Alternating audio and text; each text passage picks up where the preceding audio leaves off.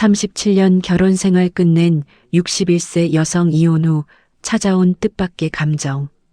여러분, 오늘은 35년이라는 긴 세월을 함께한 61세 강인하 씨의 이야기입니다. 주변 사람들. 눈에는 금슬 좋은 인꼬 부부로 보였지만 실제로는 27년이 넘는 세월을 쇼윈도 부부로 살아온 한 여성의 고백입니다. 우울증에 시달리는 남편과 끊임없이 충돌하는 아들. 그 사이에서 조각조각 부서져간 강인하 씨의 파란만장한 37년 결혼 생활과 이혼, 그리고 그 이후의 이야기를 들려드리겠습니다. 1986년 봄, 부산 연제구청 복도에서 강인하는 한 남자와 마주쳤습니다. 실례합니다.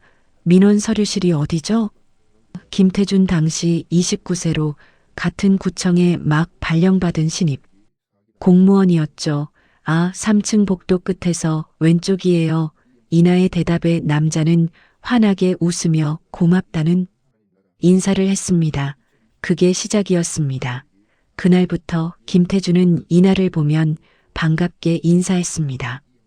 복도에서 마주치면, 구내식당에서 우연히 같은 테이블에 앉게 되면 자연스럽게 말을 걸어왔죠. 강 주사님, 오늘 날씨 참 좋죠? 아침은 드셨어요? 점심 뭐 먹을까 고민 중이에요. 주말에 영화 보러 가실래요? 처음엔 가볍게 넘겼습니다. 직장 동료로서의 친근한 태도라고만 생각했죠. 하지만 김태준의 구애는 집요했습니다. 매일 아침 그는 이나의 책상 위에 작은 메모를 남겼습니다. 오늘도 좋은 하루 되세요. 어제 야근하시는 거 봤어요. 무리하지 마세요. 주말 잘 보내셨어요? 월요일 화이팅. 동료들이 수군거리기 시작했습니다. 김 주사가 강 주사 완전 좋아하나 봐. 7년째 구청 다니면서 저렇게 적극적인 사람 처음 봐. 이나의 어머니가 딸에게 물었습니다. 이나야, 너 나이가 28인데 언제까지 혼자 살 거니? 그 김 주사라는 사람 괜찮은 것 같던데. 엄마 아직 결혼 생각 없어요. 없긴 무슨 여자 나이가 30 넘으면 시집가기 힘들어. 공무원이면 안정적이고 좋잖아. 주변의 압력과 김태준의 꾸준한 구애 7년이라는 시간 끝에 이나는 마침내 그의 청혼을 받아들였습니다. 1986년 가을, 두 사람은 부산 해운대에 작은 예식장에서 결혼식을 올렸습니다. 평생 행복하게 해줄게요. 하객 100여 명이 박수를 보냈고 이나의 어머니는 기쁨의 눈물을 흘렸습니다. 신혼은 달콤했습니다. 연제구청 근처 작은 빌라에서 시작한 신혼생활. 두 사람은 함께 출퇴근했고 주말이면 해운대 바닷가를 산책했습니다. 여보, 나 오늘 과장님한테 칭찬받았어요. 그래? 우리 와이프 최고야. 당신이 매일 아침 메모 남겨줘서 기분 좋게 출근해서 그래요. 1년 후 이나는 임신 소식을 알렸습니다. 여보, 우리 아기 생겼어요. 태준은 이나를 번쩍 들어올리며 환호했습니다. 정말요? 정말? 세상에, 나 아빠 되는 거예요? 두 사람은 기쁨에 겨워 서로를 껴안았습니다. 1987년 6월 3.6kg의 건강한 사내아이가 태어났습니다. 이름은 김준호 아들이에요. 남편 태준은 아들을 안고 눈물을 글썽였습니다. 그때까지만 해도 모든 것이 완벽해 보였습니다. 행복한 가정, 안정적인 직장, 건강한 아들하지만 이나는 미처 몰랐습니다. 그날이 그녀 인생에서 마지막으로 진정한 행복을 느낀 날이었다는 것을. 출산 후 3개월이 지난 어느 날 밤 이나는 아기 준호의 울음소리에 잠에서 깼습니다. 으앙앙, 으앙앙. 여보, 우유 좀 데워줄래요? 내가 기저귀 갈게요. 대답이 없었습니다. 여보. 침대 옆을 보니 남편이 없었습니다. 거실로 나가보니 김태준은 소파에 앉아 멍하니 벽을 바라보고 있었습니다. 여보, 왜 여기 있어요? 준호우는 소리 못 들었어요? 여보. 김태준은 천천히 고개를 돌렸습니다. 그의 눈빛이 이상했습니다. 초점이 없고 공허했습니다. 미안해요. 나 잠이 안 와요. 그래도 불러도 대답을 안 하면 어떻게 해요? 깜짝 놀랐잖아요. 미안해요. 그냥 머릿속이 너무 복잡해서 그날 이후로 김태준이 이상한 행동이 시작되었습니다. 새벽 2시, 3시까지 잠을 못 이루고 거실을 배회했습니다. 출근해서도 멍하니 앉아있기 일쑤였습니다. 김 주사님, 이 서류 처리 안 하셨어요? 아, 죄송합니다. 제가 깜빡했네요. 요즘 왜 이래요? 실수가 너무 잦아요. 동료들의 지적이 이어졌고 태준의 표정은 점점 더 어두워졌습니다. 여보, 무슨 일 있어요?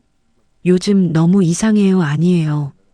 그냥 좀 피곤해서 피곤한 게 아니라 아픈 것 같은데 병원 한번 가볼래요?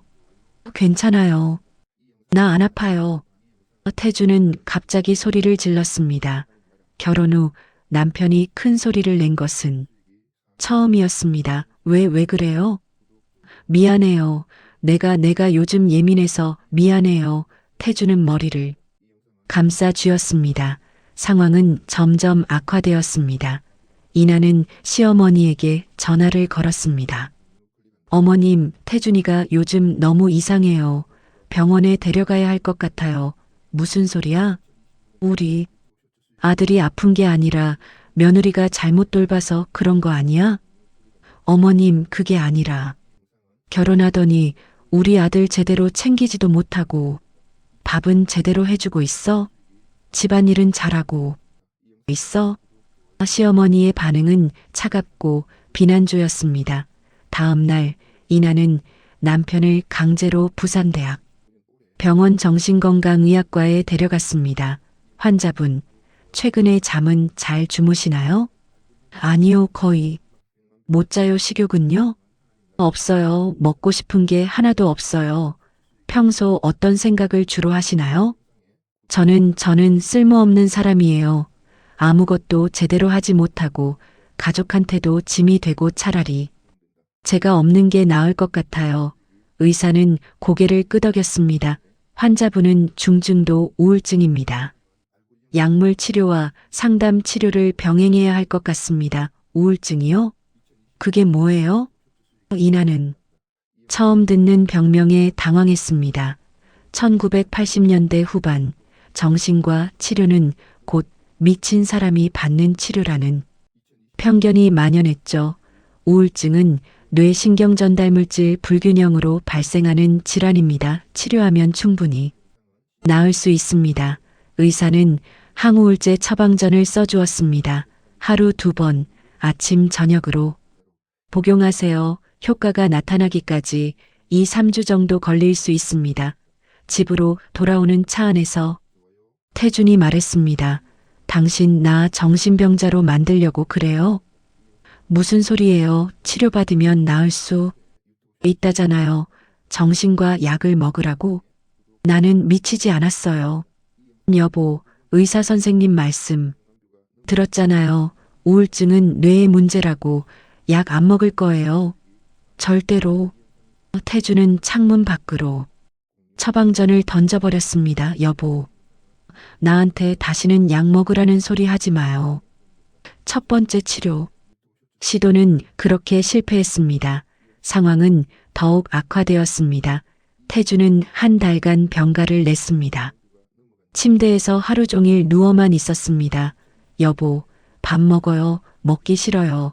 조금이라도 먹어야 힘이 나지. 내가 미역국 끓였어요. 됐어요. 그냥 자고 싶어요. 이나는 갓난아기 준호를 돌보는 동시에 병든 남편까지 돌봐야 했습니다. 새벽 3시에 아기가 울면 혼자 일어나 우유를 먹이고 기저귀를 갈았습니다. 낮에는 빨래, 청소, 요리를 했습니다. 저녁에는 남편을 설득해 식사를 하게 하고 샤워를 시켰습니다. 여보, 샤워해요. 일주일째 안 했잖아요. 귀찮아요. 안 돼요. 일어나요. 내가 도와줄게요. 그냥 좀 내버려둬요. 안 돼요. 일어나요. 이나는 남편을 억지로 일으켜 욕실로 데려갔습니다. 밤에는 남편이 혹시 이상한 행동을 할까봐 잠을 설쳤습니다. 한 달이 지나고 두 달이 지났습니다. 태주는 병가를 연장했고 구청에서는 복직 압력이 들어왔습니다. 손 주사님, 남편분이 언제 복직하실 건가요? 인원 공백이 너무 커요. 죄송합니다. 조금만 더 시간을 주세요. 이나는 고개를 숙였습니다. 시어머니 전화가 왔습니다. 이나야, 우리 아들 왜 아직도 회사 안 나가? 집에서 빈둥거리기만 하면 더 나빠지지. 어머님 아직 회복이 안 돼서 회복? 무슨 회복? 그냥 게을러서 그런 거야? 며느리가 제대로 채찍질을 해야지.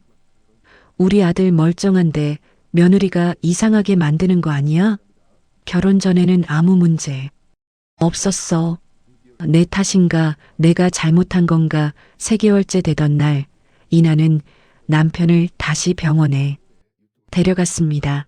이번에는 입원 치료를 권유받았습니다. 환자분의 상태가 많이 악화되었습니다. 집에서는 제대로 치료가 어렵습니다.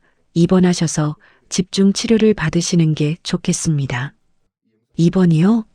얼마나 해야 하나요? 최소 2주에서 한 달 정도 예상됩니다. 태주는 입원을 거부했습니다. 안 돼요. 나 정신병원 안 가요. 여보, 의사 선생님이 입원하라고 하잖아요. 정신병원에 입원하면 나는 완전히 미친놈이 되는 거예요. 싫어요. 이건 정신병원이 아니라 대학병원이에요. 치료받으려 가는 거예요. 똑같아요. 나 안 가요. 이나는 시어머니, 시아버지를 불렀습니다. 태준이가 입원 치료가 필요하대요. 시어머니가 버럭 소리를 질렀습니다. 미쳤어? 우리 아들을 정신병원에 가두라고? 그럼 우리 집안이 정신병자 집안이 되는 거잖아. 어머님, 이건 치료예요. 치료받아야 나아요. 그딴 치료 필요 없어. 집에서 푹 쉬면 저절로 나아. 시아버지도 거들었습니다. 옛날에는 정신과 같은 거 없었어도 다들 잘 살았어. 요즘 사람들은 너무 약해. 정신력으로 이겨내야지.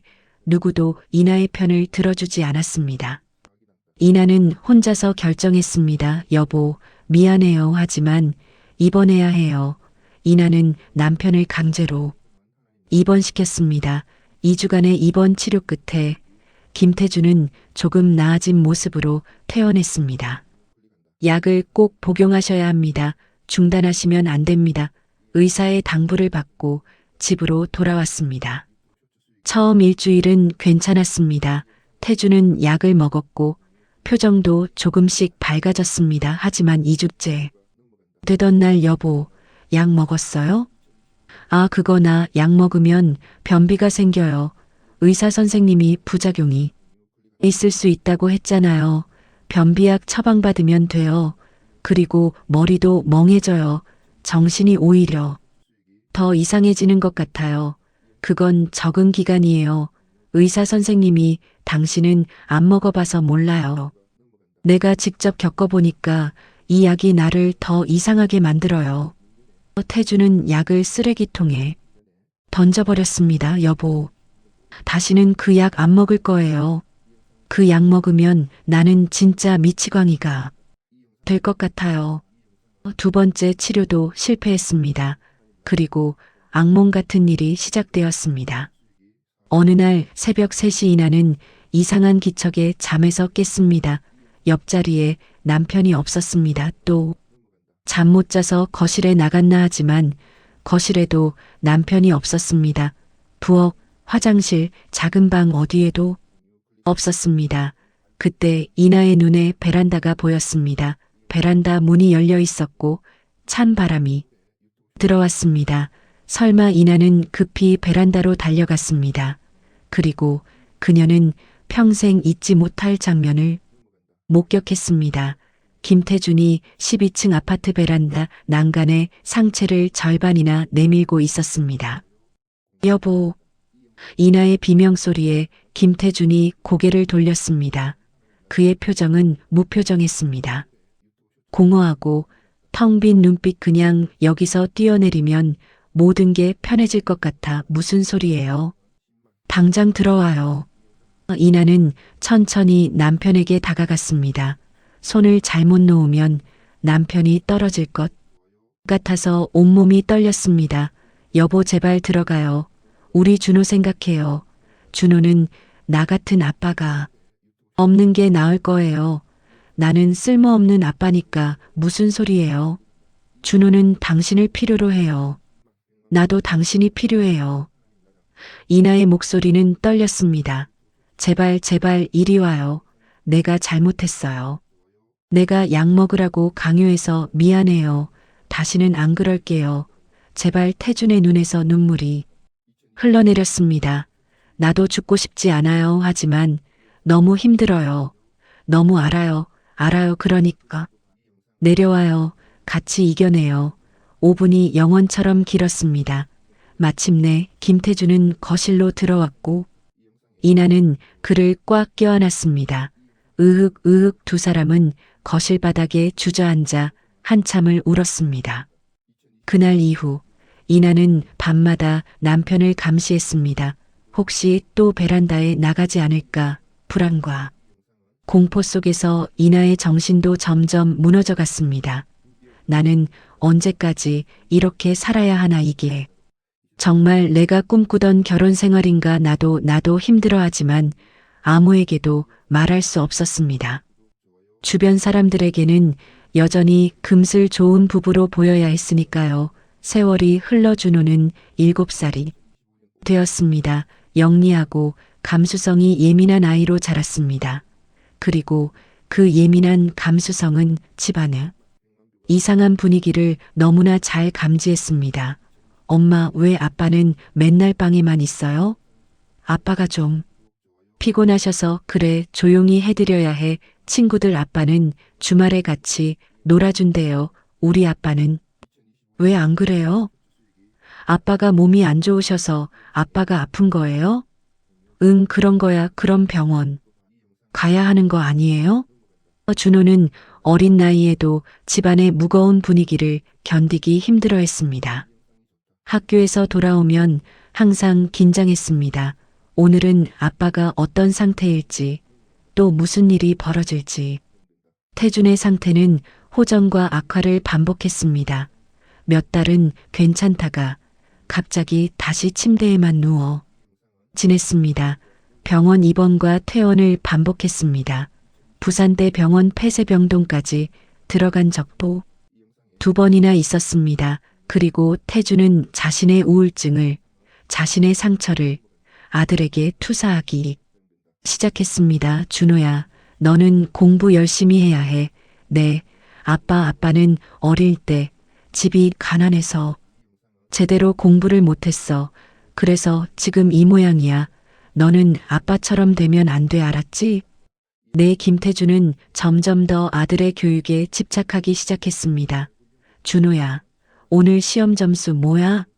수학 85점, 국어 90점, 85점? 왜 100점을 못 받아? 문제가 어려워서. 어려우면 더 열심히 공부해야지. 나는 내 나이 때 항상 100점 받았어. 거짓말이었습니다. 태준은 어린 시절 형편이 어려워 제대로 교육받지 못했습니다. 그는 그 열등감을 아들에게 쏟아붓고 있었습니다. 10살이 되던 해 준호는 처음으로 아버지에게 반항했습니다. 준호야, 이 문제 왜 틀렸어? 태준은 준호의 수학 시험지를 보며 소리쳤습니다. 실수했어요. 실수? 실수를 하면 어떡해? 다시 풀어. 싫어요. 뭐? 싫다고요. 저 이미 4번이나 풀었어요. 이제 그만하고 싶어요. 뭐? 내가 지금 나한테 대드는 거야? 아빠는 맨날 저한테 공부하라고만 해요. 저도 놀고 싶어요. 친구들은 다 밖에서 노는데 저만 집에서 공부해요. 그래, 내가 친구들이랑 놀다가 인생 망치려고? 아빠처럼 쓸모없는 인간이 되려고? 그럼 아빠가 쓸모없는 인간이에요. 맨날 집에서 누워만 있잖아요. 뭐라고? 아빠는 맨날 방에만 있고 엄마한테 소리만 지르고 아무것도 안 해요. 친구들 아빠는 다 회사 다니고 주말에 같이 놀아주는데 우리 아빠는 아무것도 안 하잖아요. 이 자식이. 태주는 손을 들었습니다. 여보. 이나가 급히 남편을 말렸습니다. 손대지 마요. 애가 뭘 안다고. 이 자식이 아빠를 쓸모없다고 했어. 들었죠? 준호야, 너 방 들어가. 엄마도 매일 아빠 때문에 힘들어 하잖아요. 나도 다 알아요. 엄마가 밤에 우는 것도 다 봤어요. 준호야. 준호는 울며 자기 방으로 뛰어들어갔습니다. 그날 이후 아버지와 아들의 전쟁이 시작되었습니다. 문제집 10페이지 풀어라. 싫어요. 뭐? 저 오늘 이미 학교에서 공부 6시간 하고 학원에서 3시간 했어요. 이제 쉬고 싶어요. 쉬긴. 무슨. 다른 애들은 다 이 시간에도 공부하고 있어. 저는 안 할 거예요. 이 자식이 정말. 제가 자식이면 아빠는 뭐예요? 하루 종일 집에서 빈둥거리는 사람이잖아요. 둘 다 그만해요. 제발. 이나의 비명소리에 두 사람은 멈췄습니다. 이런 일이 하루가 멀다 하고 반복되었습니다. 이나는 매일 그 사이에서 소방수 역할을 했습니다. 여보, 준호가 아직 어려요. 이해해줘요. 이해? 저 자식이 나를 쓸모없다고 했어요. 아이가 화나서 그런 거예요. 진심이 아니에요. 아니야, 진심이야. 내 아들도 나를 쓸모없다고 생각하는 거야. 태주는 또다시 우울증에 빠졌습니다. 준호야, 아빠한테 그렇게 말하면 안 돼. 그럼 엄마는 왜 아빠 편만 들어요? 아빠가 나한테 하는 짓은 다 괜찮아요? 아빠가 아프셔서 그래. 아프면 병원 가야죠. 약 먹어야죠. 그런데 왜 안 먹어요? 그건 아빠는 약 먹는 게 싫어서 안 먹는 거잖아요. 그럼 아픈 게 아니라 그냥 게을러서 그런 거예요. 준호야. 맞잖아요. 아빠는 게으르고 엄마만 힘들게 하고 나한테는 공부만 시키고. 나 이 집 싫어요. 이나는 주저앉아 울었습니다. 나는 왜 이렇게 살아야 하지? 나는 언제까지 이 지옥에서 살아야 하나? 세월이 흘러 준호는 중학생이 되었고 갈등은 더욱 심해졌습니다. 사춘기가 시작된 준호는 더 이상 아버지의 말을 듣지 않았습니다. 준호야, 학원 안 가냐? 안 가요. 왜? 하기 싫으니까요. 내가 하기 싫다고. 안 하면 어떻게 해? 공부는 해야지. 아빠가 공부해요. 아빠나 좀 공부하세요. 맨날 집에 있으면서 뭐 하는지 모르겠네. 이 자식이. 태주는 준호의 멱살을 잡았습니다. 나요. 내가 지금 부모한테 어떻게 말하는 거야? 부모가 뭐 하는 거예요? 아빠는 집에서 빈둥거리잖아요. 이 자식이 진짜. 태준의 주먹이 준호의 뺨을 때렸습니다. 아, 안 돼. 여보. 이나가 급히 달려들었지만 이미 늦었습니다. 준호의 뺨이 빨갛게 부어올랐습니다. 아빠가 날 때렸어. 준호는 믿을 수 없다는 표정으로 아버지를 바라봤습니다. 너도 날 쓸모없다고 생각하잖아. 태주는 자신이 한 행동에 놀라 주저앉았습니다. 나는 정말 쓸모없는 아빠야. 아들한테 손까지 대고. 여보, 나는 차라리 죽는 게 낫겠어. 태주는 또다시 우울증의 늪에 빠졌습니다. 준호는 방으로 들어가 짐을 쌌습니다. 준호야, 어디가? 할머니 집에 갈 거예요. 이 집에서는 못 살겠어요. 준호야, 엄마는 왜 아빠랑 같이 살아요? 이혼하면 안 돼요? 그때였습니다. 이나의 머릿속에 한 생각이 스쳤습니다. 이혼. 그래. 이혼하면 이 모든 게 끝나는 건가? 안 돼. 나는 가톨릭 신자야. 이혼은 죄야. 그리고 준호 때문에라도 참아야 해. 한부모 가정에서 자란 아이들이 얼마나 힘들어 하는데 이나는 또 다시 참기로 결심했습니다. 하지만 그녀는 몰랐습니다. 그날이 그녀가 견딜 수 있는 마지막 날에 가까워지고 있다는 것을. 2008년 이나에게 또 다른 변화가 찾아왔습니다. 둘째 딸 지혜가 태어난 것입니다. 예상치 못한 임신이었습니다. 어머, 임신이세요? 병원에서 검사 결과를 듣고 이나는 당황했습니다. 집으로 돌아와 남편에게 말했습니다. 여보, 나 임신했어요. 뭐? 태준도 놀란 표정이었습니다. 어떻게 우리 나이에 나도 놀랐어요. 두 사람은 한참을 말없이 앉아 있었습니다. 지울까요? 이나가 조심스럽게 물었습니다. 우리 형편에 그리고 준호도 힘들어 하는데 둘째를 키울 수 있을까요? 태준은 고개를 저었습니다. 아니요, 나옵시다 여보. 나는 준호한테 너무 못된 아빠였어요. 이번에는 제대로 된 아빠가 되고 싶어요. 이나는 남편의 눈을 봤습니다. 거기에는 진심이 담겨 있었습니다. 그래, 어쩌면 이 아이가 우리 가족에게 새로운 희망이 될 수도 있겠지. 이나는 아이를 낳기로 결심했습니다. 2008년 12월 3.2kg의 작은 딸이 태어났습니다. 이름은 지혜. 태주는 처음으로 웃는 얼굴로 아기를 안았습니다. 우리 딸 정말 예쁘다, 여보. 이제 약 먹을 거죠? 지혜를 위해서라도 건강해져야 해요. 이제 약 먹기로 해요. 태주는 고개를 끄덕였습니다. 네, 이번에는 정말 노력해 볼게요. 일시적으로 상황이 나아지는 것처럼 보였습니다. 하지만 그것도 잠시. 지혜가 5살이 되던 2013년 이나는 중요한 결심을 했습니다. 나는 이제 51살이야. 지혜가 20살이 되면 나는 63살이 되겠지. 그때까지만 참자. 지혜가 성인이 되면 그때 이혼하자.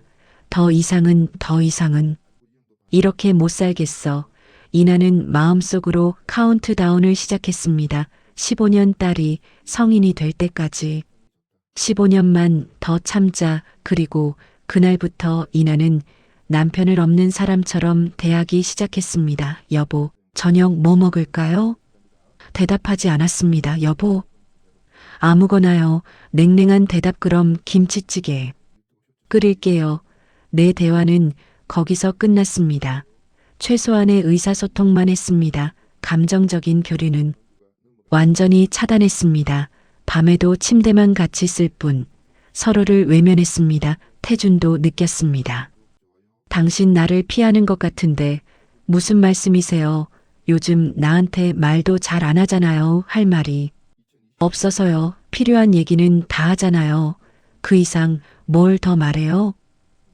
이나의 목소리는 차갑고 무덤덤했습니다. 태주는 더 이상 묻지 않았습니다. 아마도 그도 알았을 겁니다. 이 결혼이 이미 끝났다는 것을. 하지만 두 사람 모두 현실을 인정하지 않고 그저 하루하루를 견뎠습니다. 2015년 이나에게 새로운 사람이 나타났습니다. 같은 연제구청에 새로 발령받은 후배 직원 박민수였습니다. 안녕하세요. 선배님, 오늘부터 이 팀에서 일하게 된 박민수입니다. 38세. 박민수는 키가 크고 친절한 인상의 남자였습니다. 아, 네, 반갑습니다. 모르는 거 있으면 언제든 물어보세요. 감사합니다. 선배님, 처음에는 단순한 선후배 관계였습니다. 함께 점심을 먹으며 공유하는 시간이 늘어갔습니다. 선배님은 꼼꼼하고 친절하시고 주민들도 선배님 정말 좋아하시더라고요. 고마워요. 이나는 오랜만에 누군가에게 칭찬을 들었습니다. 집에서 남편에게도 아들에게도 그 어떤 칭찬도 들어본 적이 없었습니다. 박민수와 함께 있으면 마음이 편안했습니다. 선배님, 요즘 표정이 안 좋으세요. 무슨 고민 있으세요? 아니에요. 선배님, 제가 후배잖아요. 편하게 말씀하세요. 제가 도와드릴 수 있는 게 있을지도 몰라요. 정말 괜찮아요. 사실 집에 좀 어려운 일이 있어요. 어떤 일이세요? 남편이 오래전부터 우울증을 앓고 있어요. 그래서 집안 분위기가 그러셨구나. 힘드시겠어요. 괜찮아요. 이미 익숙해졌어요. 익숙해진다고 덜 힘든 건 아니잖아요. 선배님, 정말 고생 많으셨겠어요. 혼자 다 견디시느라 이나는 눈물이 핑 돌았습니다. 오랜만에 누군가가 자신을 이해해주는 것 같았습니다. 그날 이후 두 사람의 관계는 점점 가까워졌습니다. 어느 날 선배님, 제가 고백할 게 있어요. 뭔데요? 저 선배님을 좋아해요. 처음 봤을 때부터 좋았어요. 선배님의 따뜻한 미소, 친절한 성격, 모든 게 좋아요. 민수 씨 선배님이 행복하지 않다는 거 알아요. 그 얼굴에 다 써 있어요. 저랑 함께 있을 때만큼은 행복해 보이세요. 그래서 저는 선배님을 행복하게 해드리고 싶어요. 이나는 혼란스러웠습니다. 나는 기혼자야. 이건 잘못된 거야. 하지만 나도 이런 감정을 느낄 자격이 있지 않을까. 30년 동안 나는 한 번도 행복하지 않았어. 단 한 번만이라도 진짜 행복을 느껴보고 싶어. 이나는 그날 밤 박민수와 함께 보냈습니다. 그것이 10년간 지속될 불륜의 시작이었습니다. 2020년 지혜가 12살이 되던 해 이나는 마음속으로 카운트다운을 계속했습니다. 8년만 더 참으면 돼. 하지만 상황은 더 이상 참을 수 없는 지경에 이르렀습니다. 태준의 우울증은 여전했고 이제는 건강마저 나빠졌습니다. 여보, 병원 가야 해요. 얼굴이 너무 안 좋아요. 괜찮아요. 괜찮은 게 아니에요. 이번 주 꼭 병원 가요. 태준은 당뇨, 고혈압까지 생겼습니다. 하지만 약을 제대로 먹지 않았습니다. 여보, 약 먹었어요?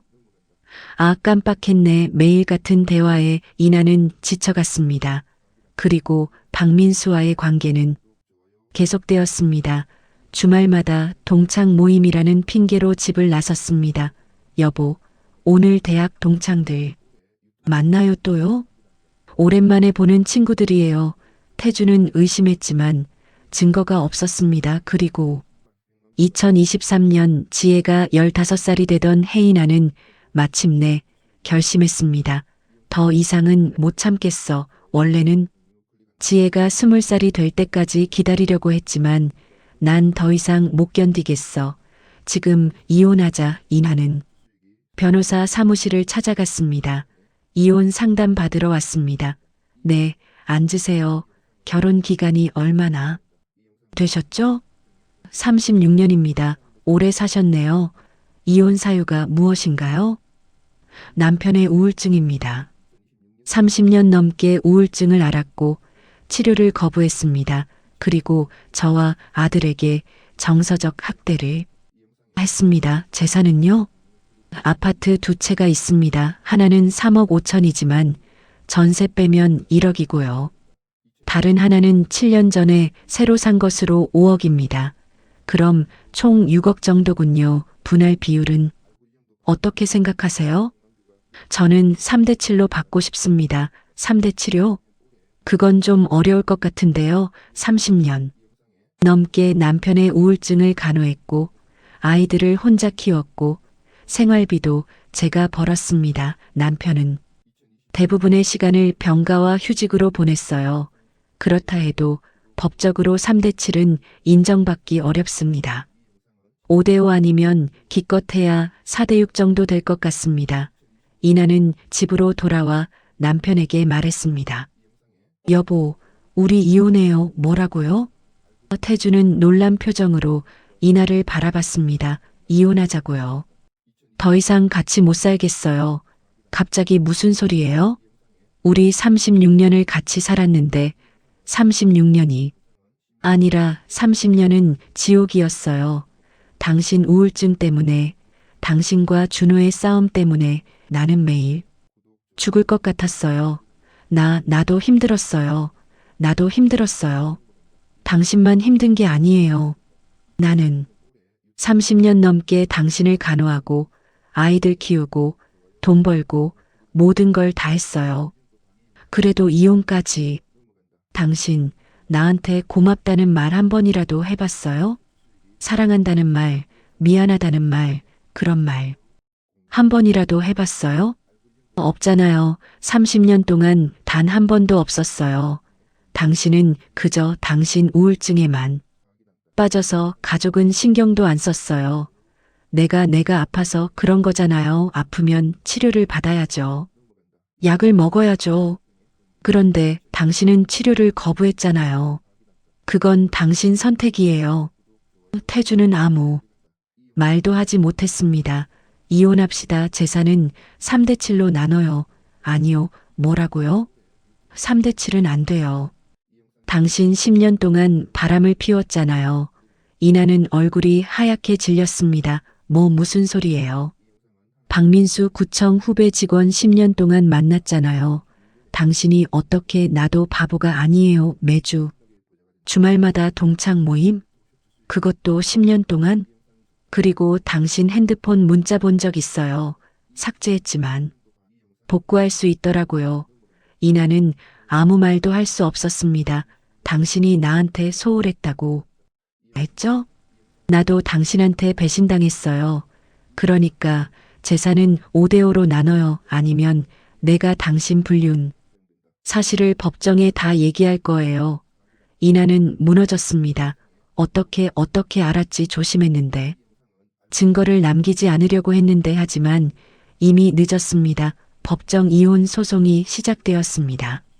원고 강인하 씨는 피고 김태준 씨와의 이혼을 청구하며 재산 분할 비율을 3대 7로 요청합니다. 피고 김태준 씨는 5대 5를 주장하며 원고의 혼외 정사를 근거로 제시합니다. 법정에서 모든 것이 드러났습니다. 이나의 10년간 불륜 태준의 30년 우울증과 치료 거부 아들 준호의 증언. 아버지는 제게 정서적 학대를 했습니다.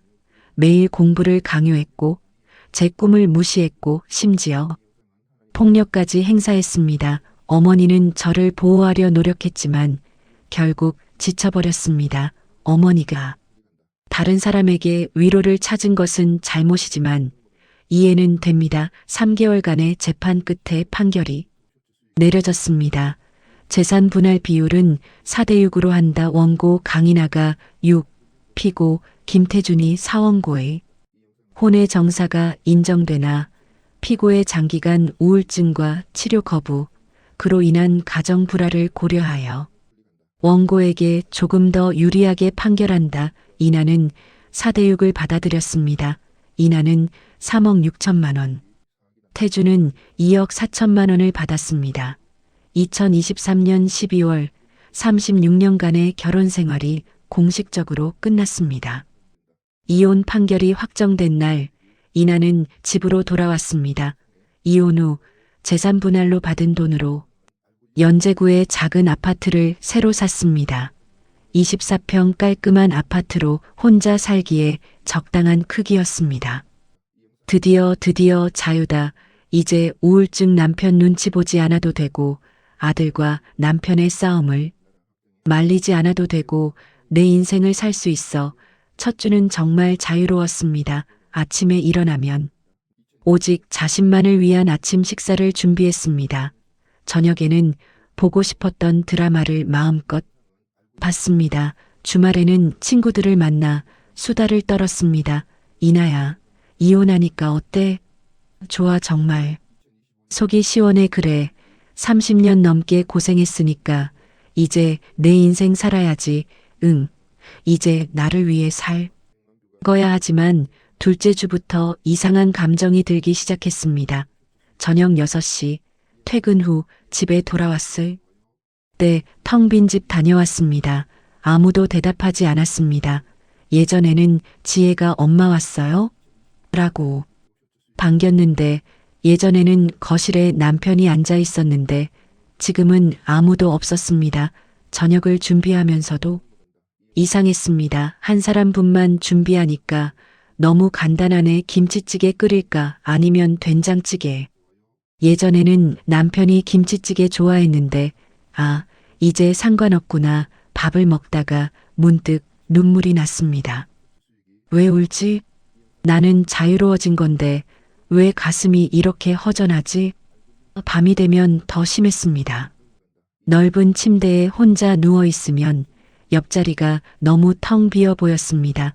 30년 넘게 옆에서 자던 사람이 없으니까 이상한 애 3주째. 이나는 박민수를 만났습니다.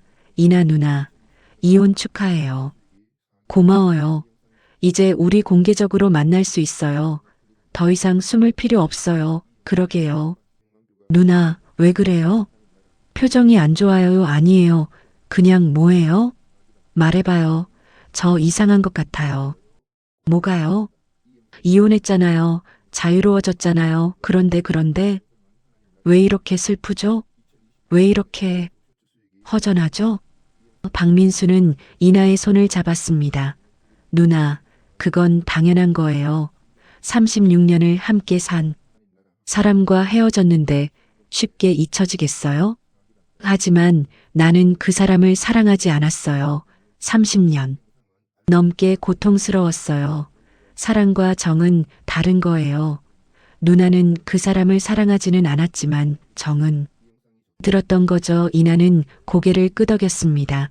정글에 정이 든 거구나. 미워하면서도 원망하면서도 36년을 함께 살았으니까 한 달이 지나고 이나는 30년간 다니던 성당을 찾았습니다. 신부님, 저 이혼했어요. 알고 있습니다. 이나 자매님 많이 힘드셨겠어요. 신부님, 제가 죄를 지었어요. 무슨 죄인가요? 저 불륜을 저질렀어요. 10년 동안 다른 남자를 만났어요. 신부는 한숨을 쉬었습니다. 이나 자매님, 그 마음 이해합니다. 하지만 그건 잘못된 선택이었어요. 알아요. 하지만 저는 너무 외로웠어요. 결혼은 신성한 서약입니다. 고난 속에서도 함께 이겨내야 하는 것이죠. 하지만 신부님, 저는 30년 넘게 이겨내려고 노력했어요. 더 이상은 못 견디겠더라고요. 제가 잘못한 건가요? 이혼한 게 잘못인가요? 신부는 고개를 저었습니다. 하느님만이 심판하실 수 있습니다. 하지만 이나 자매님, 지금 후회하고 계시다면 그 후회를 통해 배우셔야 합니다. 배워요? 뭘 배워요? 용서와 감사를 배우는 겁니다. 전 남편을 용서하고 함께했던 세월에 감사하는 거죠. 감사요? 그 고통스러운 세월에 고통 속에서도 자매님은 성장했습니다. 준호와 지혜라는 아름다운 자녀를 얻었습니다. 그것에 감사해야 합니다. 이나는 집으로 돌아와 오래 생각했습니다. 용서 감사. 나는 김태준을 용서할 수 있을까? 그리고 그 세월에 감사할 수 있을까? 며칠 후 이나는 친정 어머니를 찾아갔습니다. 83세의 어머니는 요양원에 계셨습니다. 엄마, 아이고, 우리 딸 왔니? 네, 엄마 이혼했다며? 소식 들었어. 네, 잘했어, 엄마. 30년 넘게 고생했는데 엄마가 봐도 내가 너무 힘들어 보였어.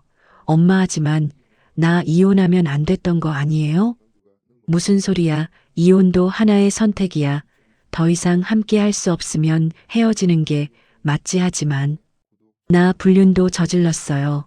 어머니는 한참을 말없이 딸을 바라봤습니다. 이나야, 네, 엄마, 내가 완벽한 사람은 아니야. 잘못도 했고 실수도 했어. 하지만 그게 뭐 어때? 엄마, 인간은 원래 불완전한 존재야. 중요한 건 잘못을 인정하고 거기서 배우는 거지. 넌 이제 62살이야. 앞으로 20년, 30년은 더 살 수 있어. 그 시간을 후회하면서 살 거야. 아니면 새로운 삶을 살 거야. 이나는 울먹였습니다. 엄마, 나 어떻게 살아야 해요? 과거를 받아들이고 현재를 살고 미래를 준비해. 그게 답이야. 집에 오는 길에 이나는 태준의 여동생을 만났습니다. 지영아, 오빠 만나셨어요? 아니, 이혼했잖아. 그래도 한번 만나보세요. 오빠가 많이 안 좋아요, 혼자. 원룸에서 제대로 먹지도 않고 약도 안 먹고 이러다 큰일 날 것 같아요. 이나는 가슴이 철렁했습니다. 그래도 나는 이제 관계가 없잖아. 제발 한 번만 만나주세요. 이나는 고민 끝에 전 남편을 만나러 갔습니다. 연제구의 작은 원룸 문을 열자 충격적인 광경이 펼쳐졌습니다. 태주는 침대에 누워 있었고 방은 쓰레기로 가득했습니다. 여보 아니. 태준 씨. 태주는 천천히 고개를 돌렸습니다. 이나 이게 무슨 꼴이에요? 왜 이렇게 지내요? 이제 당신이랑 상관없잖아요. 그래도 지혜 아빠잖아요. 이렇게 지내면 안 돼요. 약 먹어요. 병원 가요. 제대로 치료받아요. 싫어요. 왜요? 이미 다 끝났잖아요. 이제 뭐하러 치료를 받아요. 그냥 이렇게 죽는 거지. 그런 소리 하지 마요. 이나는 소리쳤습니다. 당신 죽으면 준호는 어떻게 해요? 지혜는 어떻게 해요? 준호는 나를 싫어해요. 지혜는 이미 나 없이도 잘 지내요. 아니에요. 지혜는 아빠를 보고 싶어 해요. 매일 아빠 생각한다고 그래요. 정신 차려요. 약 먹고 치료받아요. 태준의 눈에서 눈물이 흘렀습니다. 미안해요. 이나 내가 정말 못난 남편이었어요. 36년 동안 당신한테 고마다는 말 한 번 제대로 못했어요. 사랑한다는 말도. 이제 와서 그런 말해도 소용없어요. 태주는 침대에서 일어나 이나를 바라봤습니다. 고마웠어요. 정말 고마웠어요. 그리고 사랑했어요. 이나는 눈물을 참았습니다. 나도 한때는 당신을 사랑했어요. 결혼 초에는 정말 행복했어요. 하지만 우리는 서로를 놓쳤어요. 당신은 우울증에 빠졌고 나는 외로워서 다른 사람을 찾았어요. 내가 먼저 잘못했어요. 내가 제대로 된 남편이었다면 아니에요. 우리 둘 다 잘못했어요. 두 사람은 한참을 말없이 서 있었습니다. 태준 씨, 이제는 각자 자기 인생을 살아요. 나는 나대로, 당신은 당신대로 하지만 자기 인생을 제대로 살려면 건강해야 해요. 약 먹고 치료받고 건강해지세요. 내 지혜를 위해서라도요. 네, 노력할게요. 이나는 방을 청소하고 냉장고를 채우고 약을 정리해놓고 나왔습니다. 집으로 돌아오는 길 이나는 생각했습니다. 우리는 이제 부부가 아니야 하지만 36년을 함께 산 사람이야. 미워하고 원망했지만 그래도 함께했던 사람이야. 그 사람이 건강하게 살았으면 좋겠어. 그것이 나의 진심이야. 그날 이후 이나는 한 달에 한 번씩 전 남편의 원룸을 방문했습니다. 청소를 도와주고 냉장고를 채워주고 약을 챙겨주었습니다. 이나, 왜 이래요? 이제 남이잖아요. 남이 아니라 지혜 아빠잖아요. 그리고 36년을 함께 산 사람이잖아요. 미워하고 원망했지만 그래도 당신 건강하게 살았으면 좋겠어요. 태주는 눈물을 글썽였습니다. 고마워요. 정말 고마워요. 이혼 후 1년이 지난 2024년 12월 이나는 61세가 되었습니다. 그녀는 지난 1년을 돌아보며 많은 것을 깨달았습니다. 어느 날 딸 지혜가 물었습니다. 엄마, 아빠랑 이혼해서 후회돼요? 후회. 반은 후회하고 반은 후회하지 않아. 무슨 뜻이에요? 이혼 자체는 후회하지 않아. 더 이상 함께 살 수 없었으니까. 하지만요. 진작에 더 노력할 걸 후회해. 아빠가 우울증 치료를 제대로 받게 설득할 걸. 내가 더 참을성 있게 아빠를 대할 걸. 그리고 무엇보다요. 불륜을 저지르지 말 걸. 그건 정말 잘못된 선택이었어. 이나는 딸의 눈을 똑바로 바라봤습니다. 지혜야, 엄마가 너한테 하고 싶은 말이 있어. 뭔데요? 결혼은 쉽지 않아. 두 사람이 함께 산다는 건 정말 어려운 일이야. 하지만 포기하기 전에 최선을 다해야 해. 엄마는 최선을 다하지 못했어. 그냥 참기만 했지. 문제를 해결하려고 노력하지 않았어. 엄마가 잘못한 게 아니에요. 아빠가 아니야. 엄마도 잘못했어. 아빠의 우울증을 이해하려고 노력하지 않았어. 그냥 짐으로만 생각했어. 이나는 눈물을 닦았습니다. 그리고 외로움을 다른 사람에게서 찾은 것도 잘못이었어.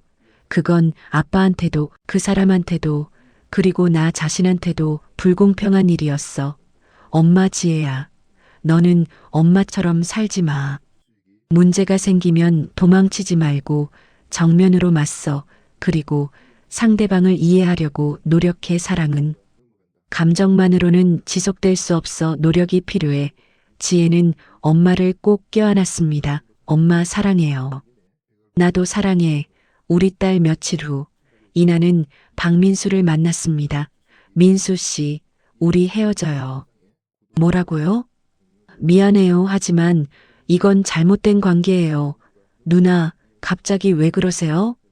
처음부터 잘못되었어요. 나는 기혼자였고 당신은 나보다 15살이나 어렸어요. 그건 상관없잖아요. 우리 서로 사랑하잖아요. 사랑, 그게 사랑이었을까요? 이나는 고개를 저었습니다. 나는 당신을 사랑한 게 아니라 당신에게서 위로를 찾았던 것 같아요. 외로움을 채우려고 당신을 이용한 거예요. 그런 게 아니에요. 맞아요. 그래서 미안해요. 그리고 고마워요. 힘들 때 곁에 있어줘서. 누나, 하지만 이제는 끝내야 해요. 당신도 당신의 삶을 살아야 해요. 나는 내 삶을 바로잡을 거고요. 박민수는 한참을 말없이 앉아 있다가 고개를 끄덕였습니다. 알겠습니다. 누나, 누나의 행복을 빌게요. 고마워요. 당신도 행복하세요. 두 사람은 그렇게 헤어졌습니다. 2025년 1월, 이나는 새로운 취미를 시작했습니다. 연제구청 여성센터에서 무료 도자기 교실이었습니다. 주 2회 3시간 동안 물레 흙을 손으로 그릇 형태를 만들면 모든 잡념이 멈췄습니다. 초벌구이 후 색을 칠하고 유약을 바르며 두벌구이에서 어떤 색이 나올지 엄청 기대되었습니다. 물레에 흙을 올려 작은 컵을 빚습니다. 컵 옆면에 준호지의 이름을 새깁니다. 이나도 새깁니다. 무심코 컵 하나를 더 만들었습니다. 흙칼로 태준을 새기는데 눈물이 납니다. 같은 시각 태준도 변화를 시작했습니다. 이나의 권유로 정신건강의학과에 다시 등록했고 이번에는 꾸준히 약을 먹었습니다. 김 환자님, 많이 좋아지셨네요. 네, 선생님, 이제야 제대로 치료받는 것 같아요. 앞으로도 꾸준히 약 드시고 상담도 받으세요. 네, 꼭 그렇게 하겠습니다. 25년 3월, 이나와 김태준은 우연히 마주쳤습니다. 연제구청 근처 카페에서였습니다. 이나, 태준 씨 두 사람은 어색하게 서로를 바라봤습니다. 커피 한 잔 할래요? 그럴까요? 두 사람은 조용한 자리에 앉았습니다. 요즘 어떻게 지내요? 괜찮아요.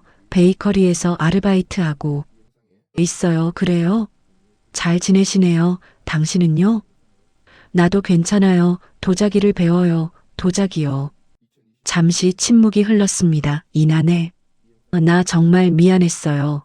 36년 동안 우울증으로 당신을 힘들게 했어요.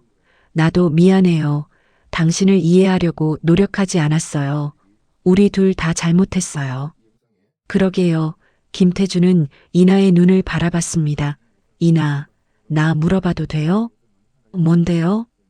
우리 다시 시작할 수 없을까요? 이나는 고개를 저었습니다. 안 돼요. 우리는 이미 끝났어요. 그리고 다시 시작해도 똑같은 일이 반복될 거예요. 내가 달라졌어요. 이제 약도 먹고 치료도 받고 알아요. 하지만 그것만으로는 부족해요. 우리는 너무 많이 상처받았어요. 태주는 고개를 끄덕였습니다. 알겠어요. 미안해요. 미안해하지 마요. 대신요. 좋은 친구로 지내요. 우리는 지혜의 부모니까, 그리고 36년을 함께 산 사람이니까 친구요? 네, 서로 미워하지 말고 원망하지 말고 그냥 좋은 친구로 지내요. 태주는 눈물을 글썽이며 미소를 지었습니다. 좋아요. 그렇게 해요. 고마워요. 두 사람은 커피를 마시며 오랜만에 편안한 대화를 나눴습니다. 이혼이 끝이 아니구나, 새로운 시작이구나, 부부로는 실패했지만 인간으로는 아직 성장할 수 있어. 과거를 용서하고 현재를 받아들이고 미래를 준비하는 거야. 이나는 하늘을 올려다봤습니다. 62살 아직 늦지 않았어. 앞으로 20년, 30년은 더 살 수 있어. 어제부터는 나를 위해 살 거야. 후회하지 않는 삶을 살 거야. 여러분, 강인하 씨의 37년 결혼 생활과 이혼, 그리고 그 이후의 이야기를 들려드렸습니다. 결혼은 사랑만으로는 지속될 수 없습니다. 노력과 이해, 소통이 필요합니다. 정신건강 문제는 개인만의 문제가 아닙니다. 가족 전체에 영향을 미칩니다. 그러므로 치료를 거부하지 말고 용기 있게 도움을 요청해야 합니다. 여러분, 인생은 결코 늦지 않습니다. 지금이라도 잘못을 인정하고 용서하고 새로운 삶을 시작할 수 있습니다. 오늘 이야기가 여러분에게 작은 위로와 용기가 되었다면 구독과 좋아요, 알림 설정 부탁드립니다. 여러분의 인생 이야기도 댓글로 들려주세요. 다음 영상에서 또 뵙겠습니다. 오늘도 행복하세요. 감사합니다.